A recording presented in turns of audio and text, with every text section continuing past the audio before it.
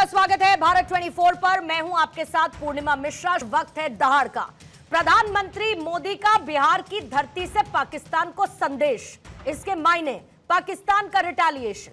दहाड़ में आज इस पर चर्चा, लेकिन एक और इंपॉर्टेंट डेवलपमेंट, क्योंकि लेकिन एक बात तो तय है कि आतंक को सराखों पर रखने वाला जो पाकिस्तान है वो भारत के एक्शन मोड से घबरा है। बार बार चिल्ला रहा है कि पहलगाम आतंकी वारदात के पीछे उसका हाथ नहीं, पर यह सच है कि आतंकी फैक्ट्री से निकले हुए पाकिस्तानी आतंकियों से पल्ला झाड़ लेना पाक की पुरानी फितरत है। लेकिन इस बार पाकिस्तान से पल्ला झाड़ लेने से उसका काम चलने वाला नहीं। वो इस बात को ये जानता है कि पहलगाम की आतंकी वारदात का बदला हिंदुस्तान जरूर लेगा, और इसका ऐलान आज प्रधानमंत्री नरेंद्र मोदी ने बिहार से कर दिया है। हिंदुस्तान को यह बता दिया कि पाकिस्तान के खिलाफ एक्शन तगड़ा होगा। दुनिया को संदेश दे दिया कि ऐसी आतंकी वारदातों का भारत मुंहतोड़ जवाब देगा।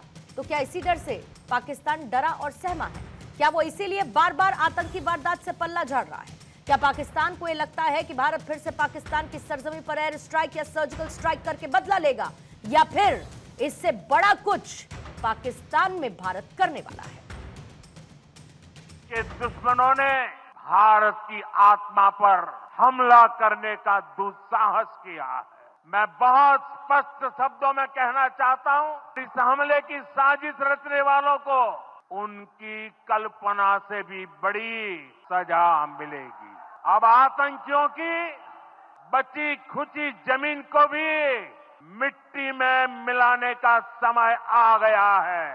मैं प्राइम मिनिस्टर से एक सवाल ये कर रहा हूं कि जनवरी 2025 तक पहलगाम में उस मुकाम पर 2 सीआरपीएफ की यूनिट थी, अब क्यों नहीं है?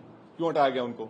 नीचे से जो क्विक रिएक्शन एक्शन टीम को 1 घंटा लगा ऊपर जाने के लिए। टेररिज्म के ऊपर कोई कॉम्प्रोमाइज नहीं होना चाहिए, मगर अगर आप दावे करेंगे खत्म हो गया तो कहां खत्म हो रहा?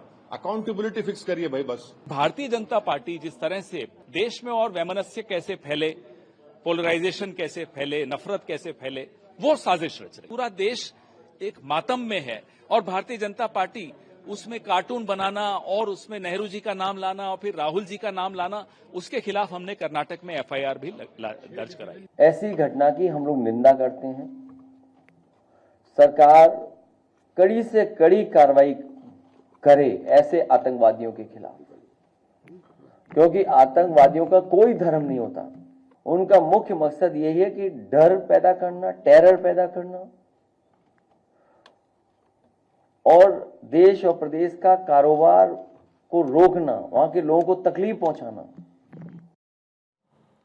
हमारे साथ मौजूद है बीजेपी के प्रवक्ता आरपी सिंह साहब हैं, टीना करमवीर हैं, कांग्रेस की प्रवक्ता अचल मल्होत्रा, पूर्व डिप्लोमेट हमारे साथ मौजूद हैं, उत्तम कुमार जी हमारे साथ मौजूद हैं यूके देवनाथ से रक्षा विशेषज्ञ के तौर पर स्टूडियो में, और दामोदर सिंह साहब हैं रक्षा विशेषज्ञ के तौर पर, और साथ ही पीडीपी की प्रवक्ता शौकिया कुरैशी इस वक्त हमारे साथ जुड़ी हुई हैं। आप सभी मेहमानों का स्वागत करती हूँ। शुरुआत करना चाहूंगी आरपी सिंह साहब आपके साथ ही, क्योंकि प्रधानमंत्री ने क्लियर कह दिया है कि जो फैसला लेना है। सिंह साहब, आप तक मेरी आवाज आ रही है? नहीं, आवाज नहीं आ रही। सिंह साहब को जल्दी से एक बार रिकनेक्ट करेंगे।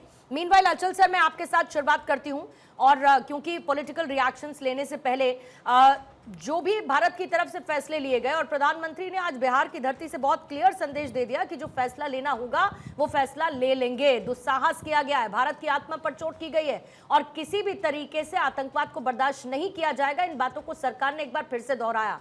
कल जो बड़े फैसले 5 लिए गए, क्या सरकार का ये संदेश इस मायने में देखा जा सकता है कि किसी बड़े मिलिट्री एक्शन की तैयारी सरकार कर रही है? सर देखिए, डेफिनेटली जो प्रधानमंत्री जी ने बात की है उसके एक से ज्यादा लोगों के लिए वो मैसेजिंग थी।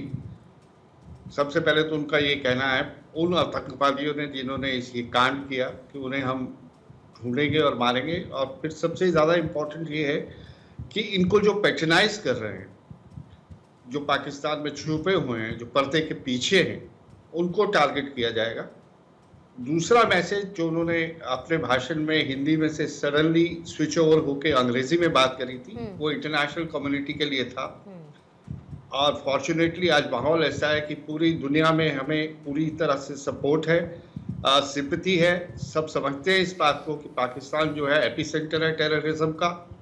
विदेश सचिव जो हैं वो अलग से एम्बेसडर्स को बुला के ब्रीफ कर रहे हैं उन्हें इंडिकेट किया जा रहा है कि कल को ऐसा हो सकता है कि हम कोई और बड़ा फैसला लें। अभी जो हमने फैसले लिए वो सिविलियन डिप्लोमेटिक फैसले हैं। बड़े फैसला, उसमें सबसे बड़ा फैसला तो वो इंडस वाटर ट्रीटी को अबेंस में डालने का है। मेरे हिसाब से बाकी फैसले सिंबॉलिक हैं, उसका इतना ज्यादा असर नहीं होने वाला। लेकिन इंडस वाटर की जो अगर हम इम्प्लीमेंट करते हैं तो ये बहुत ही सीरियस मैटर बनेगा आगे जाके। अब नेक्स्ट स्टेप यही है, हर कोई यही उम्मीद लगा रहा है कि क्या इसका कोई मिलिट्री पार्ट भी है। पार्ट 1 तो सिविलियन हो गया, डिप्लोमेसी हो गई, अब पार्ट 2 में कोई मिलिट्री एक्शन है क्या। अब मिलिट्री एक्शन में 2 या 3 तरह की बातें आती हैं। एक तो ये ऑल आउट वॉर डिक्लेयर कर दी जाए। मुझे लगता है हमारी सरकार बहुत ही रिस्पॉन्सिबल है, कॉस्ट बेनिफिट एनालिसिस करने के बाद ही कोई कदम उठाएगी, क्योंकि वॉर, ऑल आउट वॉर का मतलब है उसके बहुत बड़ी इम्प्लीकेशंस हैं। हम न्यूक्लियर डायमेंशंस को भी इग्नोर नहीं कर सकते। इसमें सबका नुकसान है और ये हमारी जो स्टेटेड पॉलिसी है कि हम पीस की फेवर में हैं, उसके अगेंस्ट जाती है। लेकिन ऑल आउट वॉर के अलावा बहुत सारे मिलिट्री एक्शंस हैं जिसे हम ले सकते हैं और जिनके चलते हम पाकिस्तान को कमजोर कर सकते हैं। हम पाकिस्तान से उत्पन्न होने वाले आतंकवाद पे प्रहार कर सकते हैं और साथ ही साथ उनके जो अगर लिंक्स हैं, जो हमारे भारत में जो उनके स्लीपर सेल्स वगैरह हैं, उन पे और तेजी से एक्शन लेकर हमारे पास सब इंटेलिजेंस है, जैसे पीओके में जितने उनके लॉन्चिंग पैड्स हैं, तो systematically 1 by 1 without declaring an all out 1-on-1 war, जिसके नतीजे बहुत खराब हो सकते हैं। मुझे लगता है कि बहुत विकल्प है हमारे पास। मतलब अगर हम बलूचिस्तान, मतलब अगर सर हम जड़ को खत्म करने की बात करें तो ये वो वाली बात हो गई कि बाहर के दुश्मनों से तो हम निपट लेंगे और उसकी तैयारी भारत के पास है, लेकिन अगर अंदर कोई ऐसे दुश्मन है जो इन टेररिस्ट की हेल्प करते हैं, जो उनको लोकल सपोर्ट देता है, जो उनको हाइड आउट देते हैं, जो हाइब्रिड आतंकी आम लोगों की तरह रहते हैं, उनकी धरपकड़ कल तक सर 1500 लोगों को हिरासत में लिया गया था, उनसे पूछताछ की जा रही है और ऐसे बहुत सारे लिंक्स को कनेक्ट करके सरकार आगे बढ़ेगी। सिंह साहब, जल्दी से आपके पास आते हुए, क्योंकि कल जो 5 बड़े फैसले सीसीएस की बैठक के बाद लिए गए वो तो सर डिप्लोमेटिक वॉर है, मतलब शुरुआत उस सॉफ्ट पावर के साथ और उस डिप्लोमेटिक तरीके से, कूटनीतिक तरीके से भारत कैसे कर सकता है, आपने उसका ऐलान तो कर दिया, लेकिन इसके साथ साथ भारत की हमेशा से सर ये नीति रही है कि हम पहला हमला कभी नहीं करते, हम अपने डिफेंस में अटैक करते हैं। लेकिन पाकिस्तान की इन हरकतों को देखने के बाद और जो आज प्रधानमंत्री मोदी का संदेश था, is it not high time कि हम डिफेंस की बजाय प्रिएम्प्टिव स्ट्राइक करें, वो शायद उसको ज्यादा समझ में आएगी। पूर्णिमा जी, पहले तो ये समझिए कि जो कल हुआ वह भी ऑफेंसिव है। खून के बदले बूंद बूंद पानी को तरसेगा पाकिस्तान। और मेरी बात नोट कर लीजिएगा, अब वैसे नहीं होने वाला कि 71 की लड़ाई भी चलेगी, कारगिल भी चलेगा और उसके बावजूद भी हम पीने का पानी की सुविधा उनको देते रहेंगे। ये होने वाला नहीं है। और ये सिर्फ पीने का पानी नहीं है, उनकी खेती, उनका अनाज, सब कुछ इस पे डिपेंडेंट है। 17 लाख हेक्टेयर जमीन है पंजाब, उनके पंजाब की और सिंध की, जो कि इस पानी पे डिपेंडेंट है। और अगर ये पानी एक बार बंद हुआ, जिसमें समय लगेगा, तो अब सरकार ने अपनी मंशा जाहिर कर दी है, तो उनके लिए क्या दिक्कत होने वाली है समझिए आप। उनके लिए गृह युद्ध की स्थिति खड़ी हो जाएगी कुछ दिनों में। जब शहरों में बिजली नहीं बनेगी, वहां जो इन्होंने डैम बना रखे हैं, वो डैम से जो बिजली बनती है वो बिजली जानी बंद हो जाएगी शहरों में। शहरों में, कराची में, लाहौर में, जो बाकी शहर है, इनमें पीने का पानी की व्यवस्था खत्म हो जाएगी। तो कैसी स्थिति खड़ी होगी वहां पर। तो ये अपने आप में कोई छोटा कदम नहीं है, ये सोचो कि डिप्लोमेटिक है। It is the declaration of war against Pakistan in a way. Pakistani भी से एक्ट ऑफ वॉर ही बता रहे हैं। हाँ, उसे नहीं, लेट्स एक्सेप्ट इट। हम उस पे क्यों शर्माए जी? क्योंकि वो अगर रातों के भूत बातों से नहीं मानेंगे, रातों के भूत बातों से नहीं मानेंगे, तो वैसे ही माना जाएगा जैसे मानेंगे वो। और पूर्णिमा जी, ये आर्मी पे छोड़ देना चाहिए। और भारत सरकार वैसी सरकार नहीं है, जब आर्मी एयरफोर्स चीफ ने पूछा कि 26/11 के बाद हमें छूट दे दीजिए, तो रोक दिया गया था। वैसा नहीं है, पूरी छूट है। वो बालाकोट से बढ़कर कुछ करना चाहते हो, वो उड़ी से बढ़कर कोई जवाब देना चाहते हो, बिल्कुल उनको ठीक पूरी बात है छूट है, सर, आर्मी को लेकिन अपना फैसला खुद करेगी। बिल्कुल मैं उसी को समझने की कोशिश कर रही थी, क्योंकि प्रधानमंत्री ने कहा कि कल्पना से भी परे है, वो जवाब देने के लिए हम तैयार हैं। तो क्या उस कल्पना से परे में क्या मिलिट्री एक्शन प्लान भी सरकार कंसीडर कर रही है, मैं इसको समझना चाहती थी। लेकिन टीना करमवीर जी, राहुल गांधी कहते हैं कि हम साथ हैं, देश एकजुट है, लेकिन उसके बावजूद गाहे बगाहे बीच में कहीं ना कहीं राजनीति अपने लिए एक स्पॉट खोज लेती है, विच इज़ वेरी अनफॉर्चुनेट। अब से थोड़ी देर पहले मैंने पवन खेड़ा की बाइट सुनी मैम, और क्या साजिश है, किस तरीके से मोदी गवर्नमेंट क्या कर रही है, क्या नहीं कर रही है। अच्छी बात यह है मैम, अभी सर्वदलीय बैठक है, और इस सर्वदलीय बैठक में कम से कम मंशा हर किसी ने यही जाहिर की है कि हम साथ में हैं, क्योंकि ये मामला देश हित का है। लेकिन ये जो पॉलिटिक्स वाला जो स्पॉट है, क्या इससे हम बहुत दूर नहीं हट सकते हैं फॉर अ वाइल? और सरकार जो भी फैसला लेगी उसमें कांग्रेस कितना साथ खड़ी है? जी देखिए, सबसे पहले तो मैं जो मृतक के परिवार है उनको गहरी संवेदना प्रकट करती हूँ, विनम्र श्रद्धांजलि प्रकट करती हूँ। लेकिन जो आपने सवाल पूछा, आप मुझे बताइए कि आज ये वीडियो आया है बिहार की धरती से, आप बहुत बिहार की धरती कर रही हैं, तो सुनिए, बिहार की धरती से एक वीडियो आया है जिसमें नीतीश कुमार जी और देश के प्रधानमंत्री बैठे हुए हैं, हंसी ठिठोली कर रहे हैं। ये कितना शोभनीय है, आप सोचिए एक बार कि उस परिवार पर क्या बीत रही होगी। क्या कितनी आवश्यक थी आज बिहार की रैली करना? क्यों जरूरी था? क्यों एयर शो करना जरूरी था? क्यों ये लोग लगातार ट्विटर हैंडल पर? टीना जी, राहुल गांधी कहीं बाहर थे क्या? का एक पोस्ट सुनिए, राहुल गांधी कहीं बाहर थे क्या? हम लोग तो देश के साथ आपने हैं। आपने मुझसे कहा मैं बहुत बिहार कर रही हूँ, मैं बिल्कुल, और मैं कर सकती हूँ, क्योंकि बिहार इसी देश का हिस्सा है। जहां से प्रधानमंत्री ने एक संदेश दिया है तो बोलूंगी बिहार की धरती, पाकिस्तान की धरती से थोड़ी दिया है मैम, पाकिस्तान को दिया है, लेकिन पाकिस्तान की धरती से नहीं दिया है। मृतकों के परिवार बोस्टन से नहीं दिया, मृतकों के परिवार से भी मिल सकते थे। राहुल गांधी अभी कहीं बाहर थे क्या टीना जी? सुनिए, बाहर थे क्या हम लोगों ने? टीना जी, राहुल गांधी कहीं बाहर थे क्या अभी? प्रधानमंत्री कौन है टीना जी, राहुल गांधी बाहर थे क्या अभी कहीं? देखिए, ड्रेस बदलने छोटी बातें क्यों करने लगती है मैम? प्रधानमंत्री नहीं होता है। थोड़ा बड़ा क्यों नहीं बात करती हैं? थोड़ा लार्जर देन पिक्चर क्यों नहीं सोचते हैं आप लोग? छोटी बात क्यों करने लगते हैं? आप हर चीज हमें मत सिखाइए। राहुल गांधी, अच्छा राहुल, ओके ठीक है, नहीं सिखाती। सवाल का जवाब दे दीजिए, सवाल का जवाब दे दीजिए, सवाल का जवाब दे दीजिए। नहीं करती, मैं आपको कुछ नहीं सिखाऊंगी, मुझे नहीं सिखाना कांग्रेस को कुछ भी, मेरी बिल्कुल मंशा नहीं है कांग्रेस को सिखाने की। राहुल गांधी कहीं बाहर थे क्या मैम अभी? राहुल गांधी जी अपना दौरा छोड़कर आए हैं। कब आए हैं? कब आए हैं? सुनिए आप राहुल गांधी कब लौटे हैं टीना जी? राहुल गांधी कब लौटे हैं? सब लोगों के साथ राहुल गांधी कब लौटे हैं टीना जी? खड़े हैं। सुनिए, राहुल गांधी कब लौटे हैं? अरे एक ही बात, राहुल गांधी कब लौटे? एक बार में जवाब दीजिए, खत्म करिए बात को। नहीं, यही सच्चाई है, यही। अरे राहुल गांधी कब लौटे हैं मैडम? सुनिए, आज अगर देश के प्रधानमंत्री राहुल गांधी कब लौटे हैं? देते तो कितना अच्छा होता। राहुल गांधी कब लौटे हैं? सुनिए, बिहार की रैली कैंसिल करने में क्या चल रहा? अरे राहुल गांधी कब लौटे हैं? के परिवार से मिलते। राहुल गांधी जी लौटे, उन्होंने सीडब्ल्यूसी की सेलेक्टिव अप्रोच। अगेन मैं पूछ रही हूँ, राहुल गांधी कब लौटे हैं?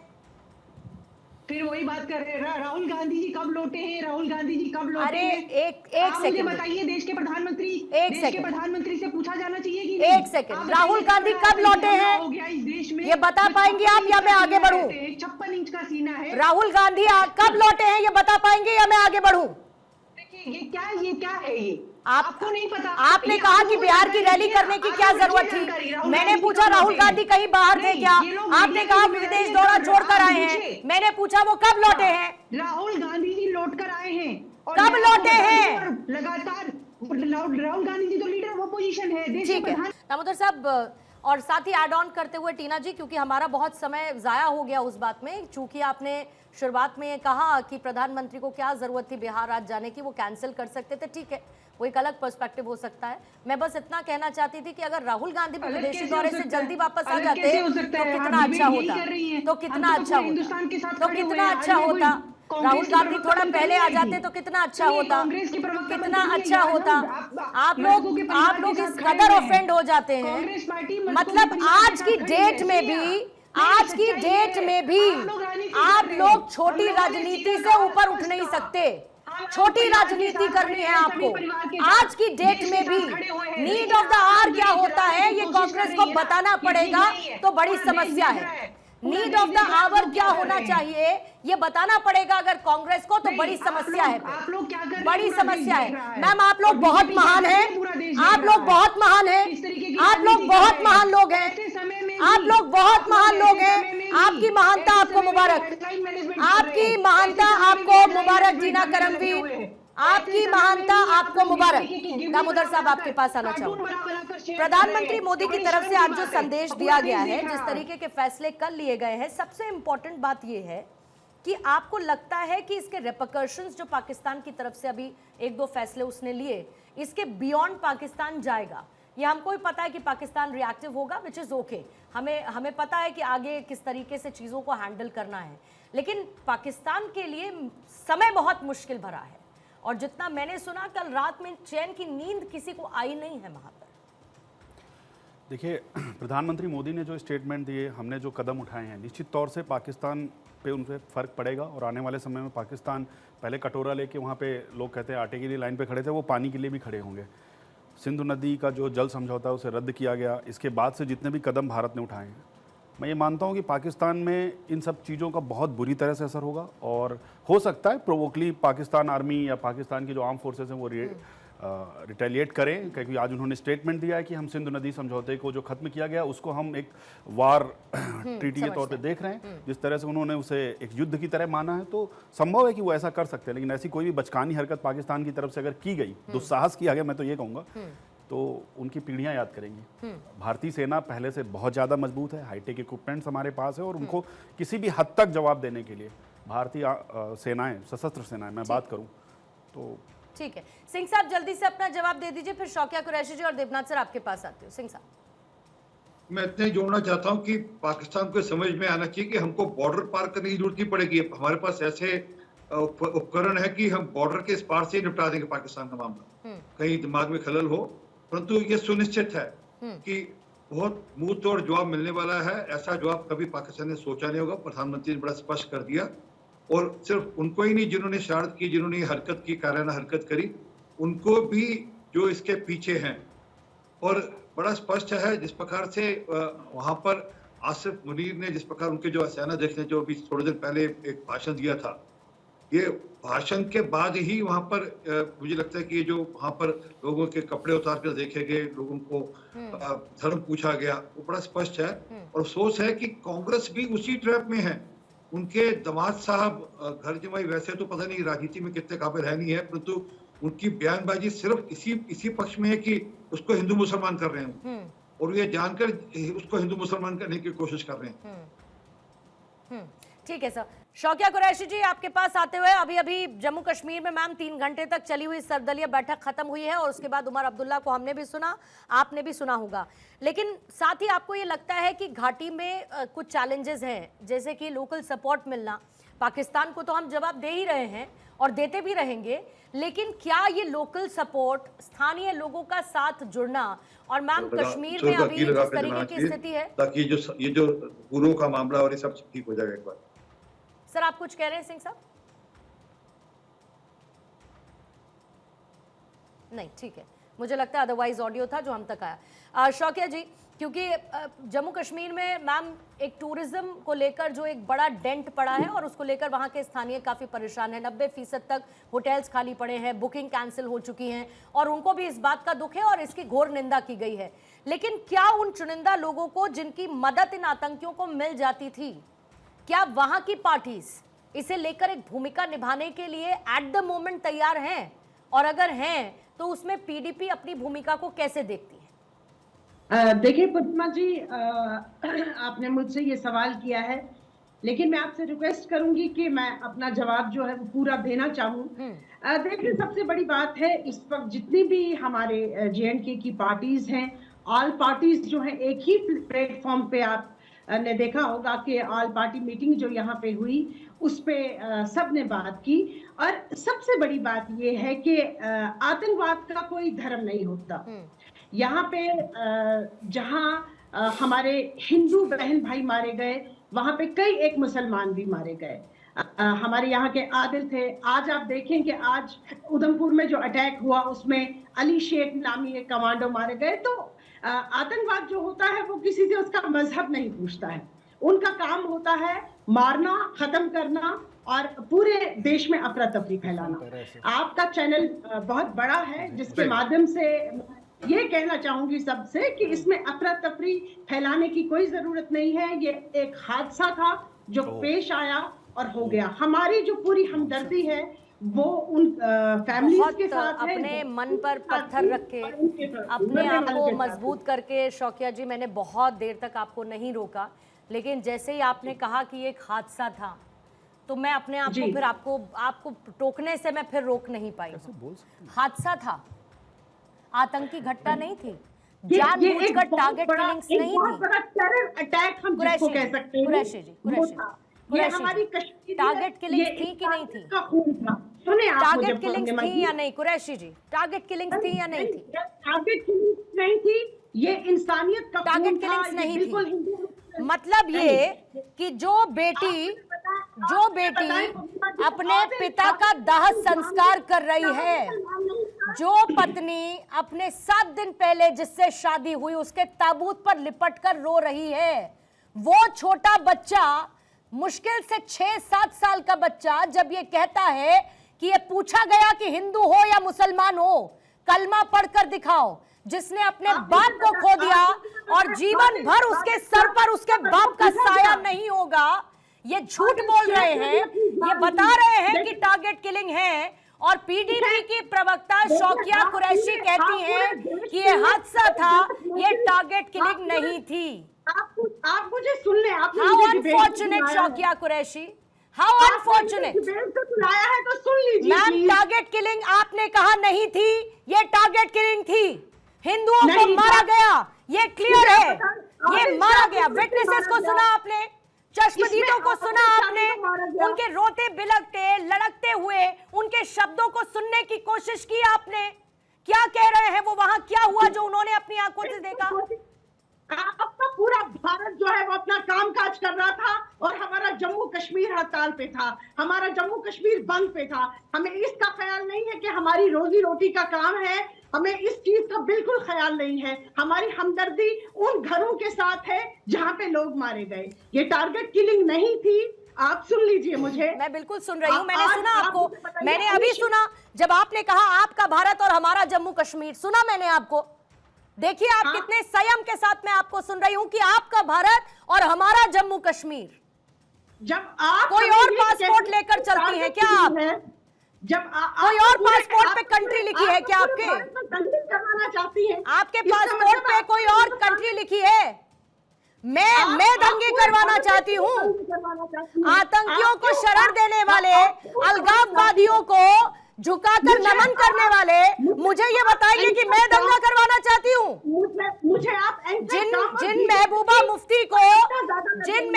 मुफ्ती को आतंकियों के हेड के अंदर, आतंकियों के चेहरों के अंदर मासूम बच्चे नजर आते हैं, गजब बात करती हैं। फिलहाल ये तस्वीरें इस वक्त मैं ऑल पार्टी मीट की दिखा रही हूं और ऑल पार्टी मीट में शोक व्यक्त किया जा रहा है, मौन रखा गया है उन लोगों के प्रति जिन्होंने पहलगाम में हुए आतंकी हमले में अपनी जान को गंवा दिया है।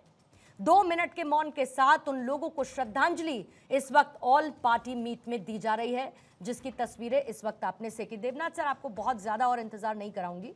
और जो अभी अभी शौकिया कुरैशी की तरफ से कहा गया, कभी कभी ना आपको लगता है कि आप किसको समझा रहे हैं, आप किसको बता रहे हैं। इतना सब कुछ कश्मीर के अंदर घटता है, सच्चाई सबकी आंखों के सामने है, लेकिन पता नहीं कौन सा फायदा चाहिए कि ऐसे मौके पर भी सच बोलने में इनके मुंह में दर्द होता है, बोला नहीं जाता इनसे सच। देखिए पूर्णिमा जी, ये वो घड़ी आ गई है जब पूरा देश एकजुट होना चाहिए, एक साथ होना चाहिए, कंधे से कंधा लगाकर हमारा जो स्ट्रेटेजिक ऑब्जेक्टिव है वो है पाकिस्तान को उसकी राह दिखाना, उसकी जगह दिखाना, उसकी तरफ बढ़ना चाहिए। ये समय पक्ष विपक्ष का नहीं है। मैं बताना चाहता हूँ कि क्या आशा की जाती है। आशा ये की जाती है कि जितने भी विपक्ष के नेता हैं वो संयम से काम लेंगे और सरकार को उसका काम करने देंगे, सरकार के साथ मिलकर आगे बढ़ेंगे। सरकार क्या चाहती है? सरकार ने ऑलरेडी 5 बड़े कदम कर लिए थे, इसके आगे और बड़े और भी कड़े कदम लिए जाएंगे। तो होगा क्या?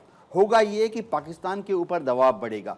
हम क्या आशा करते हैं? हम ये आशा करते हैं कि जैसे जैसे हम पाकिस्तान के ऊपर दबाव बढ़ाते हैं, पाकिस्तान अपनी औकात को समझेगा और आस्ते आस्ते वो भारत की तरफ जो टेढ़ी निगाहें करता है उसको सीधी निगाहें करेगा। हम चाहते हैं पाकिस्तान अपने जो आतंकवादी हैं उनको जम्मू कश्मीर ना भेजे। नहीं तो एक ही बात है, आदत बदल सकता है, कोई फितरत बदल लेगा क्या? ये भी होगा। पूर्णिमा, मैं आपको बता दूं, पाकिस्तान ने जो बोया है उसी को काटेगा। वरन मैं कहूंगा कि इस बार तो हम काटेंगे। पाकिस्तान के अंदर आतंकी हमले होते हैं, बच्चों को स्कूल को बम से उड़ा दिया जाता है, तब भी कहते हैं बस कि हम आतंकवाद से पीड़ित हैं, कहते हैं, करते कुछ नहीं है। पूर्णिमा, इस बार जो फसल काटनी है हम काटेंगे। भारत की राजनीतिक शक्ति बहुत मजबूत है, हमारी जनता चाहती है एक ही कार्रवाई, पूरा देश एक साथ है, एकजुट है कि पाकिस्तान से बदला लो। हाँ, बदले का रूप क्या होगा? जाहिर बात है एस्केलेशन लेडर होता है। शुरुआती दौर में डिप्लोमेटिक पॉलिटिकल कदम लिए जाते हैं, फिर ट्रेड और कमर्शियल एक्शन लिए जाते हैं, फिर सैंक्शन लगाए जाते हैं, और हमारे पास आखिर में एक 10 किलो का हथौड़ा है, Indian army, Indian air force, Indian navy. जिस दिन भारत सरकार ने फौज को बोल दिया आप कदम बढ़ाएं, एक्शन लें, मैं आपको यकीन दिलाता हूं 1 घंटे के अंदर इंडियन एयरफोर्स, इंडियन आर्मी और नेवी पाकिस्तान को जगह दिखा देगी। मैं बताता हूं सिर्फ क्या करना है। 4 या 6 डिस्ट्रॉयर्स और फ्रिगेट्स को अरब सागर में डिप्लॉय कर दीजिए, पाकिस्तान का कराची ग्वादार उसका ब्लॉकेट कर दीजिए, किसी भी पाकिस्तानी शिप को कराची से बाहर मत जाने दीजिए, और बाहर से जो कच्चा तेल लेकर आ रहे हैं पाकिस्तान के शिप्स कराची की तरफ, उनको रोक दीजिए, डाइवर्ट कर दीजिए। पाकिस्तान का स्ट्रेटेजिक ऑयल रिजर्व पूर्णिमा जी महज 15 दिन का है। 15 दिन में अगर उनके पास कच्चा तेल नहीं पहुंचेगा, पाकिस्तान घुटने टेक देगा। हमें बहुत सारे ऐसे रास्ते मालूम है। फौज, सीडीएस, एनएसए इस पे काम कर रहे हैं। भारत सरकार एनएसए को सही ऑर्डर, सही समय पर, सही वक्त पर इंतजार है, उसी का इंतजार है कि इस तरीके के ऑर्डर्स आए, और फिर उसके बाद क्या इलाज इसका होना चाहिए पड़ोसी मुल्क का। नामुदर साहब, आप कुछ जोड़ना चाह रहे थे सर? आप जब अभी शौकिया जी कुछ कह रही थी तो आप कुछ कहा। मैं पहली बात, वो हादसा जैसा शब्द जो इन्होंने बोला, क्या इनको उन रोते हुए लोगों की आत्माओं को मतलब झकझोरा नहीं इनको? इनके मुंह से ये शब्द कैसे निकला? इनको कहने में क्या हर्ज है कि वो आतंकवादी हमला था? और मेरे एक सवाल का जवाब दीजिए, उस घाटी में, मैं टारगेट किलिंग की बात नहीं करता हूं, मैं किसी धर्म और मजहब पे नहीं जाऊंगा बिकॉज आई एम अ फौजी, बट मेरा सवाल यह है कि उसी घाटी में वहां पे और भी लोग थे जो वहां मैगी बेचते, बहुत छोटे छोटे स्टॉल लगाते हैं। आपके आतंकवादियों की बैरल उस तरफ घूमी? नहीं घूमी। लोगों को उन्होंने गिन गिन के, चुन चुन के मारा, पहचान के मारा। आप इसके बाद इसे हादसा कहती हैं, और आप कहती हैं मैं कश्मीर से हूं, कश्मीर के लोगों का प्रतिनिधित्व करती हूं। और इस बार जो आप कह रही हैं सड़कों पे आने के लिए, क्या पुलवामा अटैक के टाइम पे कश्मीरी ऐसे सड़कों पे आए थे? शायद नहीं। पर इस बार उन्हें पता है कि चोट टूरिज्म पे हुई है, उनके पेट पे लात पड़ने वाली, इसलिए आप लोग जो कर रहे हैं। मैं नहीं कहता सारे कश्मीरी ऐसे होते हैं, मेरे बहुत सारे अच्छे ताल्लुकात हैं कश्मीर में, मैं लोगों के साथ रहा हूं, छोटे छोटे बच्चों के साथ रहा हूं, मैंने देखा। लेकिन आखिर सपोर्ट करने वाले भी वो कश्मीर के लोग हैं, और वही लोग हैं जो पॉलिटिकली मोटिवेटेड हैं, जिनको आप लोग सपोर्ट करते हैं। और मुझे कहने में हर्ज नहीं कि कुछ राजनीतिक पार्टियां हैं कश्मीर में जो लोकल लोगों को सपोर्ट करके पाकिस्तान के जो। अचल साहब अपनी बात कर लीजिएगा, और इस दावे के बाद फिर उसके बाद सिंह साहब फौरन आपके पास, और बाकी सबके जवाब भी लूंगी। अचल साहब, दावा सुनिए मुनीर साहब, और यही तो आवाज देश में उठ रही है कि अरे छोटे छोटे दुश्मनों से छोड़ो, सीधा जो मुख्य दुश्मन है, जो मेन आपका एनिमी है, उससे लड़ना चाहिए।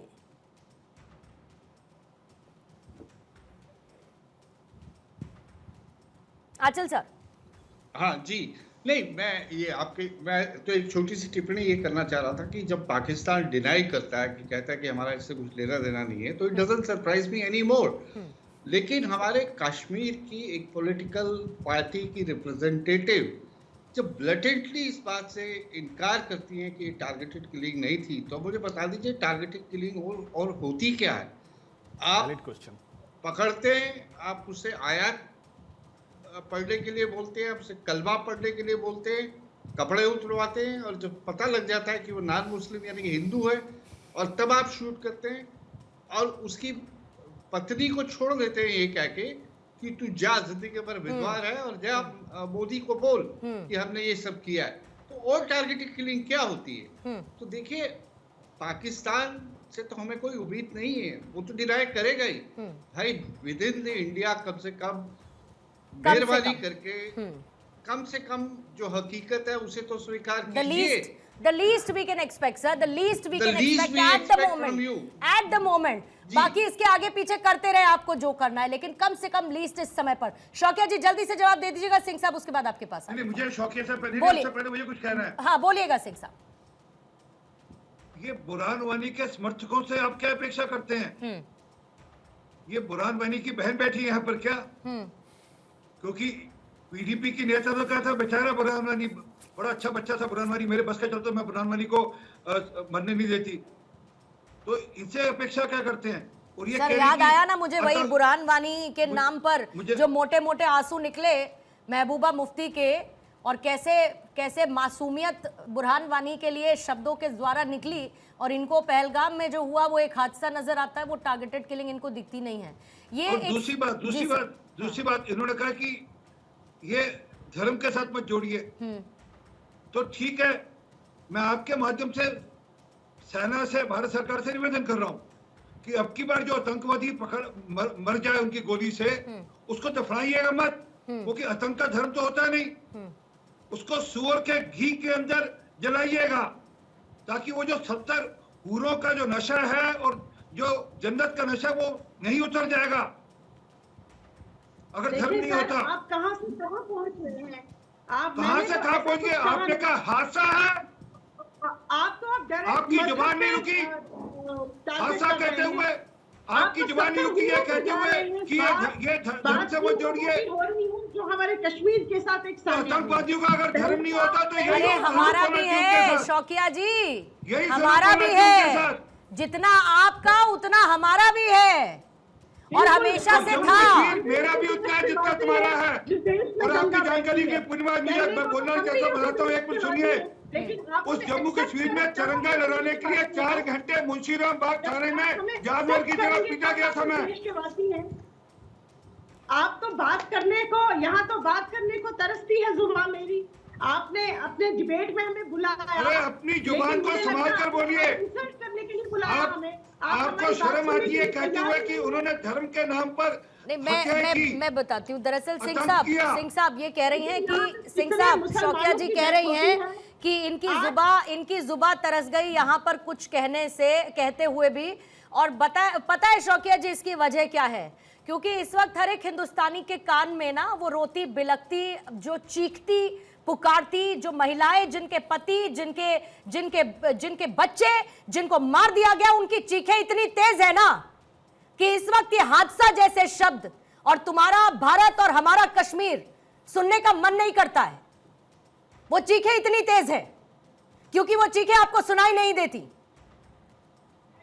इसीलिए शायद आप तरस रही हैं कुछ कहने के लिए। इस वक्त हम लोग 35 साल से सह रहे हैं। आपने इस वक्त अपने चैनल पे बुलाया, मुझे लगता है इंसल्ट करने के लिए, क्योंकि ना आपने कांग्रेस की प्रवक्ता को बात करने दी, बात करने दे रही हैं। आप सिर्फ ले रही हैं।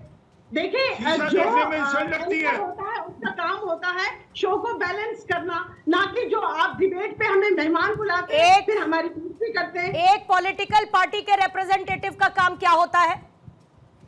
क्या होता है? काम है अपनी पार्टी को डिफेंड करना, और इस वक्त और अपनी पार्टी की सोच को भी डिफेंड करना, जिसको पहलगाम में हुआ हमला हादसा दिखता है।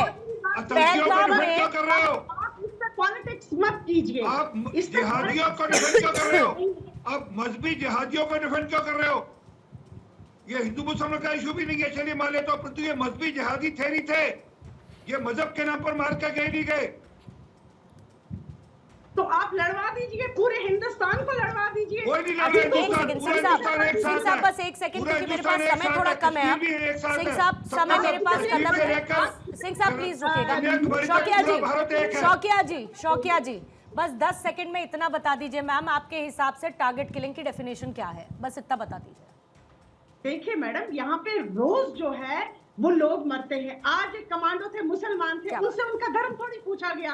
क्या बात है, जो लोग रोज मरते हैं, रोज मरते हैं। कितनी आम प्रक्रिया है मर जाना इस दुनिया में, कितनी आम प्रक्रिया है मर जाना इस दुनिया में, कितनी आम प्रक्रिया है आतंकी हमला हो जाना और किसी को मार देना, उसका धर्म पूछकर। बड़ी आम प्रक्रिया है मैडम, बहुत आम प्रक्रिया। टीना जी, आपका क्लोजिंग कमेंट मैम ले रही हूँ 30 सेकंड्स का, मेरे पास समय क्योंकि खत्म है।